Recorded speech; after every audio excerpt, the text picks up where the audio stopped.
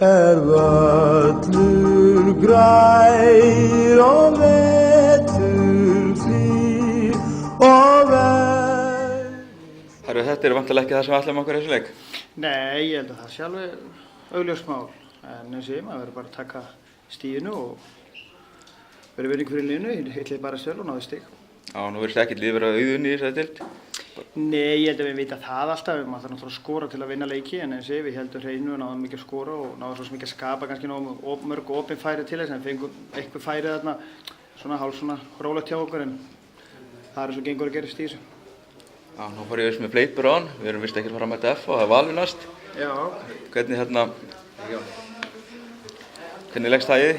Bara mjög vel, ég meina eins og allir leikir, þessi leikir eins og í dag er náttúrulega bara leikur sem alltaf erfitt að mæta í og við erum að spila 2 erfiða leiki á vikunni en það hefur ekkert með það að segja en hvaða lið sem við munum undirbúa okkur undir það til að ná 3 stig og höldum því áfram, það hefur ekkert breyst frá því mótið byrjaði og þó sem menn fá kannski ekki öll stig alltaf þá verður mann að halda áfram. Nei, þetta sem betur verið bara jöfn deild þannig að þetta svo sem engin heimsendi fyrir okkur. Það aldrei heimsendir hrossum en það svekkjandi og að taka ekki stig þegar sem mann ætlar að ná sér í en við verðum bara réttlæta það tilbaka vonandi en fyrst bara að halda áfram að safna og kannski getur þetta stig orðið mjög mikilvægt í restina, hver veit. Takk fyrir. Takk.